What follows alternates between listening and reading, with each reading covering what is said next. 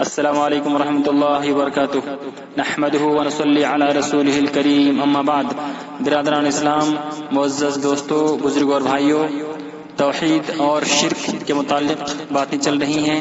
بالخصوص مزاروں پر ہونے والے وہ اعمال، ان کا تعلق اسلام میں کہاں تک ہے، ان کی حیثیت کیا ہے. ہم اس کو قرآن اور احادیث رسول صلی اللہ علیہ وسلم کی روشنی میں دیکھ رہے ہیں. اور آج بھی فضل تعالیٰ اسی کڑی کو آگے بڑھاتے ہوئے کچھ اور باتیں ہم دیکھیں گے. جیسا کہ ہم نے پیش کیا تھا کہ نبی کا فرمان لعن اللہ الیہود والنصارى اتخذوا قبور انبیائہم مساجدا، کہ اللہ تعالیٰ کی لعنت ہو یہودیوں پر اور نصرانیوں پر جنہوں نے اپنے انبیاء اور اپنے صالحین کی قبروں کو سجدہ گاہ بنا لیا. نبی کریم صلی اللہ علیہ وسلم ان باتوں کو اپنی زندگی کے آخری دنوں میں یہ کہہ رہے ہیں. گویا ایک وصیت ہے اور اپنی امت کی تنبیہ ہے کہ جس طرح سے پہلے لوگ انبیاء اور صالحین کی قبروں کو سجدہ کر کے شرک میں ملوث ہوئے اور اللہ کی لعنت تم پر ہوئی، تم لوگ ایسے کام نہ کرنا. چنانچہ نبی کریم صلی اللہ علیہ وسلم کو اس بات کا خدشہ تھا، اس بات کا ڈر تھا، جس کی وجہ سے نبی کریم صلی اللہ علیہ وسلم قبر مبارک کمرے کے اندر میں محفوظ ہے اور وہاں پر رکوع سجدے نہیں ہوتے. اسی لیے نبی کا فرمان اور نبی صلی اللہ علیہ وسلم خود اللہ سے دعا مانگ رہے ہیں کہ اللہم لا تجعل قبری وثنا یعبد، اے میرے رب میری قبر کو بت نہ بنانا، میری قبر کو وثن نہ بنانا. وثن کس کو بولتے ہیں؟ بت کو، جس کی پوجا کی جاتی ہو اس کو بت کہتے ہیں. اب سوال پیدا ہوتا ہے کیا قبر بھی بت ہے؟ نبی یہاں فرما رہے ہیں اللہم لا تجعل قبری وثنا یعبد، اے میرے رب میری قبر کو بت نہ بنانا جس کی عبادت کی جائے. اس کا مطلب یہ ہے کہ اگر قبر کے پاس بیٹھ کر یا وہاں پر کھڑے ہو کر ہاتھ باندھ کے کھڑے ہونا، رکوع کرنا، سجدہ کرنا، قبر کی طرف رخ کر کے دعا مانگنا، اگر اس طرح کے اعمال ہو رہے ہیں تو گویا وہ قبر بت ہے، چاہے وہ قبر کسی کی بھی ہو.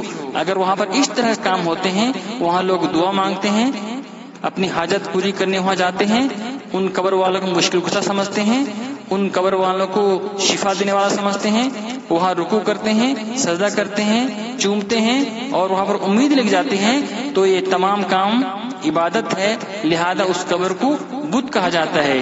جس سے آپ نے فرمایا اللہم لا تجعل قبری وثنا یعبد، اے میرے رب میری قبر کو بت نہ بنانا جس کی عبادت کی جائے.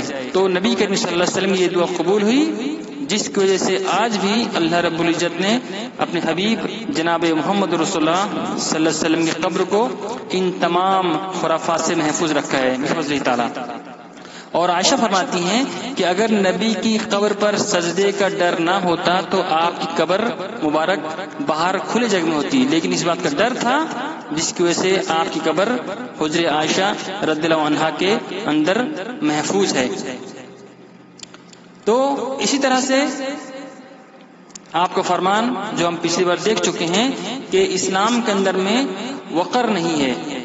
وقر یعنی قبر کے پاس جانور ذبح کرنا، ٹھیک ہے، جس کے راوی انس سے فرماتے ہیں کہ لا عقر فی الاسلام، کہ اسلام کے اندر میں عقر نہیں ہے. عبد الرزاق کہتے ہیں کہ یعقرون عند القبر بقرۃ او شاۃ، کہ قبر کے پاس بقرہ یا بکری یا گائے وغیرہ ذبح کرنا اس کو عقر کہتے ہیں. لیکن آج مزار کے پاس یہ تمام کام ہو رہے ہیں. اسی طرح سے قبروں کی زیارت کرنے والی عورتیں، ان کا کیا حکم ہے اس کو ہم حدیث کی روشنی میں دیکھ لیتے ہیں. عن ابن عباس رضی اللہ عنہما قال لعن رسول اللہ صلی اللہ علیہ وسلم زائرات القبور والمتخذین علیہ المساجد والسروج. اس حدیث کو امام ابو داؤد ایسے ہی جنازوں کے چیپٹر میں لے کے آئے، حدیث نمبر ہے 3236. ابن عباس فرماتے ہیں کہ نبی کریم صلی اللہ علیہ وسلم نے کثرت سے قبروں کی زیارت کرنے والی عورتوں پر اور وہاں پر سجدہ کرنے والوں پر اور وہاں پر چراغ جلانے والوں پر لعنت فرمائے ہیں نبی صلی اللہ علیہ وسلم. آج عورتوں میں اگر کچھ مشکلات آتی ہیں، خاص طور سے اولاد اگر نہیں ہوتے، تو وہ قبر کے پاس جاتی ہیں، مزار پاس جاتی ہیں اور وہاں جا کے منت مانتی ہیں کہ اگر ہمارا منت پورا ہو گیا، ہمیں اولاد ہوگی تو ہم آ کے یہاں پر اپنی نظر پوری کریں گے. تو جو عورتیں جاتی ہیں قبروں کی زیارت کے لیے یا مزار کے لیے جاتی ہیں، مزار کی زیارت جاتی ہیں، تو ان پر اللہ کے رسول صلی اللہ علیہ وسلم لعنت فرمائے ہیں، اور وہاں جو سجدہ کرتے ہیں سجدہ تعظیم کے نام پر ان پر لعنت ہے، اور وہاں پر جو چراغ جلاتے ہیں، چراغ پچھلے زمانے میں دیے ہوتے تھے جس کو ہم ڈیوری بولتے ہیں، مٹی کی تیل سے جلتے ہیں چراغ، اور آج کل چراغ کا زمانہ ختم ہو گیا ہے، آج کل کیا ہے لائٹنگ سے. آج دیکھیں مزارات لائٹوں سے سجے ہوئے ہیں، قسم قسم کی لائٹیں ہیں، رنگ برنگے لائٹس ہیں لگے ہوئے ہیں، اور یہ اسی چراغ کا ہم شکل ہے. زمانہ کے تعلق سے زمانہ لے کے سب ماحول بدلتا رہتا ہے. پچھلے زمانے میں چراغ تھے، آج لائٹس ہے، تو لہٰذا جو لوگ مزار پر چراغ جلاتے ہیں یعنی لائٹنگ سسٹم کرتے ہیں، لائٹ جلاتے ہیں، ان پر اللہ کے نبی جناب محمد رسول اللہ صلی اللہ علیہ وسلم کی لعنت ہے. تو کوئی مسلمان نبی کریم صلی اللہ علیہ وسلم کا لعنت حاصل کرے، اس سے بہتر ہے کہ ان کاموں سے رک جائے جن کاموں سے نبی صلی اللہ علیہ وسلم منع فرمایا ہے. یہ ہم پر ضروری ہے کہ ہم نبی کی حدیثوں کو پڑھیں اور سمجھیں اور اس کے مطابق عمل کریں. اسی طرح سے آج جو لوگ بیٹھے ہوئے مجاور بن کے، لوگ سمجھتے ہیں کہ یہ فلاں ولی کے مجاور ہیں، یہ ان ولی کا قرب ان کو حاصل ہے، یہ بڑے اچھے لوگ ہیں، بڑے مقربین میں سے ہیں اللہ کے مقرب بندے جو اللہ کے اولیاء ہیں، ان کے مزار کے خادم ہیں. یہ وہاں جھاڑو دیتے ہیں، وہاں صاف صفائی کرتے ہیں، وہاں چادر چڑھتے ہیں، اس کو لے کے بیچ بیچ کے کھاتے ہیں، وہاں کے پھول صاف کرتے ہیں. کیا کہتے ہیں؟ یہ عمل اور معمول کا ٹائم ہے. اجمیر میں جو مزار ہے خواجہ معین چشتی کا، وہاں جو خادم ہیں وہ کیا بولتے ہیں؟ عمل اور معمول کا ٹائم ہے، یعنی وہاں جھاڑو دینا، صاف صفائی کرنا. ان کو کس نے کہا کہ تم مزار کو صاف صفا رکھو، صاف صفائی کا انتظام کرو؟ کس نے کہا ان کو؟ نبی خود منع فرماتے ہیں. اور جہاں تک مجاوری کی بات ہے، قبروں کی مجاوری کرنا، اب ثابت ہو گئی حدیث کے اندر میں کہ جس قبر کے پاس آدمی بیٹھ کے رکوع کرے، سجدہ کرے، دعا مانگے، یہاں ادب سے ہاتھ باندھے کھڑے ہو، تو اس قبر کو بت کہا جاتا ہے. نبی خود فرماتے ہیں کہ اللہم لا تجعل قبری وثنا یعبد، اے میرے رب میری قبر کو بت نہ بنانا جس کی عبادت کی جائے. یعنی جس قبر کے پاس آدمی رکوع کرے، سجدہ کرے، دعا مانگے، ہاتھ باندھ کے کھڑا ہو، وہ قبر بت کہلاتی ہے، وہ قبر بت کہلاتی ہے. اور بتوں کے پاس بیٹھنا، اس کی مجاوری کرنا، یہ امت محمدیہ سے پہلے جو لوگ گزر چکے ہیں، یہ ان میں سے ان کا یہ طریقہ رہا ہے کہ وہ مجاوری کرتے تھے. چنانچہ آئیے ہم قرآن کی روشنی میں دیکھ لیتے ہیں کہ مجاوری لوگ کیسے کرتے تھے. چنانچہ سورہ اعراف آیت نمبر 138 میں اللہ فرماتا ہے وَجَاوَزْنَا بِبَنِي إِسْرَائِيلَ الْبَحْرَ فَأَتُوا عَلَىٰ قَوْمٍ يَعْكُفُونَ عَلَىٰ أَصْنَامٍ لَهُمْ قَالُوا يَا مُوسَىٰ اجْعَل لَّنَا إِلَٰهًا كَمَا لَهُمْ آلِهَةٌ قَالَ إِنَّكُمْ قَوْمٌ تَجْهَلُونَ.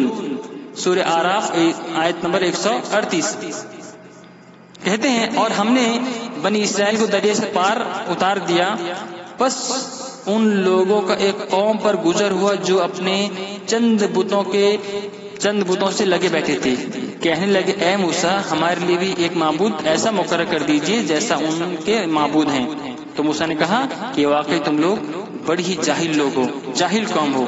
تو بنی اسرائیل کو جب موسیٰ علیہ السلام دریا سے لے کے پار ہو گئے، یعنی اللہ کا فضل دیکھیے، اللہ کی رحمت دیکھیے کہ سمندر راستہ دے دیا اللہ کے فضل سے، اللہ کے حکم سے. اللہ کی اتنی بڑی نشانی دیکھنے کے بعد جب وہ دریا پار کر گئے تو وہاں پر کچھ لوگوں کو دیکھا جو اپنے معبودوں کے پاس لگ کے بیٹھے ہوئے تھے. یعکفون علی اصنام لہم، اپنے بتوں کے پاس بیٹھے ہوئے تھے. یعنی بتوں کے پاس بیٹھنا، مشکل کشا اور حاجت روا کے پاس بیٹھنا، جو بناوٹی بت ہیں ان کے پاس بیٹھنا، کس کا طریقہ ہے؟ گمراہ لوگوں کا طریقہ ہے. جو اس سے پہلے جو گمراہ قوم گزر چکی ہیں، یہ موسیٰ کے زمانے میں یہ لوگ تھے، تو ان کا کام کیا تھا؟ جو معبودان باطلہ ہیں، جن کو وہ لوگ اپنے طور سے مشکل کشا، حاجت روا، بگڑی بنانے والا، دعا قبول کرنے والا سمجھ رہے تھے، ان کے پاس لگ کے بیٹھتے تھے، ان کی مجاوری کرتے تھے. تو یہ مجاوری کرنا یہ پہلے سے چلا آ رہا ہے، یہ گمراہ لوگوں کا طریقہ ہے جو اس طرح سے وہ کرتے تھے. اسی طرح سے آگے ہم دیکھتے ہیں اذ قال لأبيه وقومه ما هذه التماثيل التي انتم لها عاكفون. یہ حضرت ابراہیم اپنے باپ سے کہہ رہے ہیں کہ جب کہ اس نے اپنے باپ سے اور اپنے قوم سے کہا یہ مورتیاں جن کی تم مجاور بنے بیٹھے ہو، یہ کیا ہیں؟ یہ کیا ہیں؟ یہ سورہ انبیاء آیت نمبر 52 میں ہے. ٹھیک ہے، کہ ما هذه التماثيل التي انتم لها عاکفون، یہ مورتیاں کیسی ہیں جن کے پاس تم لگ کے بیٹھے ہو؟ یعنی جو لوگ مشرک تھے، جو کفار تھے، ان کا یہ طریقہ یہ تھا کہ وہ معبودوں کے پاس لگ کے بیٹھتے تھے، اعتکاف کرتے تھے، اور آج یہی کام اولیاء کے مزار پر کلمہ پڑھنے والے مسلمان کر رہے ہیں کہ کیا ہیں؟ یہ گدی نشین ہیں، یہ سجادہ نشین ہیں، یہ فلانے مزار کے مجاور ہیں، یہ فلانے اولیاء کے مزار پر یہ خادم ہیں۔ یہ لوگ ان کو بڑا مقدس اور بڑی محترم ہستی سمجھتے ہیں، یہ کوئی محترم ہستی نہیں ہے، یہ جاہل لوگ ہیں جو اولیاء قبر پر مجاور کے نام پر بیٹھے ہوئے ہیں اور خدمت کے نام پر بیٹھے ہوئے ہیں کہ ہم فلانے مجاور کے خادم ہیں، نعوذ باللہ، فلانے مزار کے خادم ہیں۔ تو کن کا طریقہ تھا؟ یہ مشرکوں کا طریقہ تھا، جو کفار تھے، جو مشرکین تھے، وہ اپنے معبودان باطلہ کے پاس ایسے اعتکاف کرتے تھے۔ تو جب ابراہیم علیہ السلام اپنے باپ سے اور اپنی قوم سے کہتے ہیں کہ کیسی مورتیاں ہیں جن کے پاس تم اعتکاف کر کے بیٹھے ہو، جن کے پاس تم چمٹے بیٹھے ہو، تو جواب کیا ملا؟ قالوا وجدنا آباءنا لها عابدین، کہ ہم سب نے اپنے باپ دادوں کو انہی کی عبادت کرتے ہوئے پایا ہے، یعنی مورتی کے پاس بیٹھنا بھی اس کی عبادت ہے۔ اس آیت سے پتہ چلی مورتی کے پاس بیٹھنا بھی عبادت ہے۔ انہوں نے کیا کہا؟ قالوا وجدنا آباءنا، ہم نے اپنے باپ دادا کو ان کی عبادت کرتے ہوئے پایا ہے، لہٰذا ہم اس کو یہیں بیٹھے ہوئے ہیں، ان کی بات کر رہے ہیں۔ جواب میں دلیل کچھ بھی نہیں ہے، کیا ہے؟ ہم نے اپنے باپ دادا کو یہی کرتے ہوئے پایا ہے۔ اور آج ہم کسی کو اگر دین کی بات کہتے ہیں، قرآن سناتے ہیں، حدیث سناتے ہیں، تو کیا کہتے ہیں؟ کیا ہمارے باپ دادا غلطی پر تھے؟ کیا ہمارے باپ دادا گمراہ تھے؟ تمہارے باپ دادا کیا تھے اس کو ہمیں پتہ نہیں ہے، لیکن جو قرآن کی باتیں ہیں، جو حدیث کی باتیں ہیں، جب اس کو پیش کی جائے تو ایک مومن کا یہ طریقہ ہونا چاہیے کہ اس بات کو قبول کرنے، اس بات کو انکار کرنے میں باپ دادا کا قول پیش نہ کرے کہ کیا ہمارے باپ دادا صحیح تھے یا غلط تھے۔ اس کے بعد ابراہیم علیہ السلام کہتے ہیں قال لقد کنتم انتم وآباؤکم فی ضلال مبین، کہ تم اور تمہارے باپ دادا کھلی گمراہی میں ہیں، کھلی گمراہی میں ہیں۔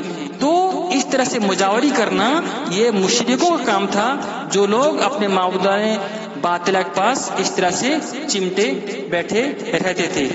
آئیے اس بات ایک اور حدیث دیکھتے ہیں۔ چنانچہ اس حدیث راوی ان ابی واقد اللیثی قال خرجنا مع رسول اللہ صلی اللہ علیہ وسلم قبل حنین فمرنا بسدرۃ فقلت یا نبی اللہ اجعل لنا هذه ذات انوات كما للكفار، ذات انوات، وكان الكفار ينوتون بسلاحهم بسدرة يعكفون حولها، فقال النبي صلى الله عليه وسلم الله أكبر، هذا كما قالت بنو إسرائيل لموسى اجعل لنا إلها كما لهم آلهة إنكم لتركبن سنن الذين من قبلكم۔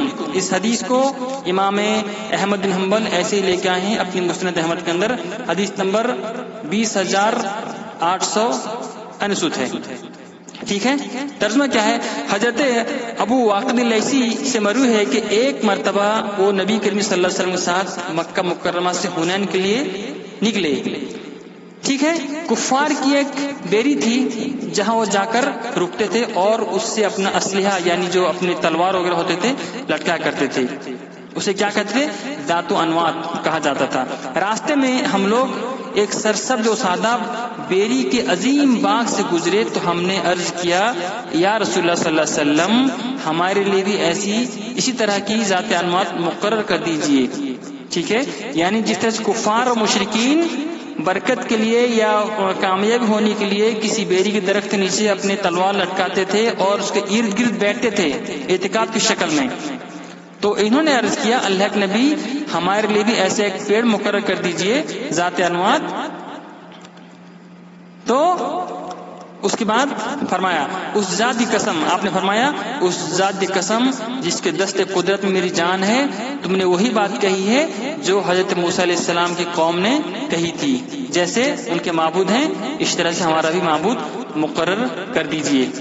ٹھیک ہے، تو نبی کریم صلی اللہ علیہ وسلم وہ آیت پیش کر رہے ہیں کہ یہی بات بنی اسرائیل نے موسیٰ سے درخواست کی تھی کہ اے موسیٰ ہمارے لیے ایسے معبود بنا دیجیے جیسے ان لوگوں کے معبود ہیں۔ کون تھے وہ لوگ؟ جو اپنے معبود کے پاس بیٹھے ہوئے تھے، مجاوری کر رہے تھے۔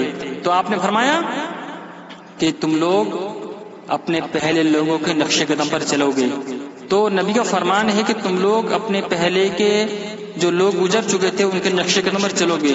تو آج اس کا ثبوت یہ مجاوری ہے. یہ مزار پر مجاوری کرنا یہ اس کی نشانی ہے کہ نبی کا فرمان تھا کہ تم لوگ اپنے پہلے جو لوگ گزر چکے ہیں تم ان کے نقش قدم پر چلو گے. تو اس کا کھلا ثبوت ہے کہ آج مقامات جو اولیاء ہیں، جو مزارات اولیاء ہیں، ان کی قبر کے پاس، ان کے مزار کے پاس جو لوگ اعتکاف کر رہے ہیں یہ اس کی نشانی ہے. ٹھیک ہے. تو یہ مجاوری کرنا، وہاں بیٹھنا، وہاں اعتکاف کرنا، وہاں پر رکوع کرنا، وہاں سجدہ کرنا، وہاں دعا کرنا، وہاں منت ماننا، وہاں نظر ماننا اور نظر پوری کرنا، وہاں گائے بکرے ذبح کرنا، یہ تمام کام کس کا ہے؟ یہ مسلمانوں کا کام نہیں ہے بلکہ گمراہ لوگوں کا کام ہے، جسے قرآن اور احادیث نے کھول کے بیان کیا ہے کہ جو لوگ گمراہ لوگ تھے، جو مشرک تھے، وہ اس طرح سے اپنے معبودان باطلہ کے پاس اعتکاف کرتے تھے اور وہاں پر مجاوری کرتے تھے. ٹھیک ہے. تو یہ چند باتیں ہیں جو کھلی طور سے ہمیں یہ بات بتا رہی ہیں کہ اس طرح کی تمام حرکات جو مزارات پر ہو رہے ہیں اس کا کوئی تعلق اسلام سے نہیں ہے. تو یہ وہ باتیں ہیں جو اللہ کے قرآن میں موجود ہے اور نبی کریم صلی اللہ علیہ وسلم نے فرمایا ہے. اس میں ہم اپنی طرف سے کوئی بات مکس کر کے نہیں پیش کرتے کہ فلاں بزرگ فرماتے ہیں، فلاں پیر فرماتے ہیں، فلاں مفتی کا فتویٰ ہے، فلاں علامہ کا یہ قول ہے. ہم وہ باتیں پیش نہیں کرتے. ہم پیش کرتے ہیں تو ایک اللہ قرآن پیش کرتے ہیں اور ایک محمد رسول اللہ صلی اللہ علیہ وسلم فرمان پیش کرتے ہیں. اس کے علاوہ ہم ان بزرگوں کی باتیں پیش کر سکتے ہیں جن کی باتیں قرآن و حدیث سے ملتی ہوں، ورنہ اس میں ہمارا کوئی بات مکس نہیں ہوتا. یہ خالص قرآن اور حدیث کی صاف ستھری دعوت ہے جو ہم آپ تک پہنچا رہے ہیں. اللہ تعالیٰ سے دعا ہے اللہ تعالیٰ ہمیں کہنے سننے سے زیادہ عمل کی توفیق عطا فرمائے. آمین یا رب العالمین. وصلی اللہ علی نبینا محمد وعلی آلہ وصحبہ اجمعین. والسلام علیکم ورحمۃ اللہ وبرکاتہ.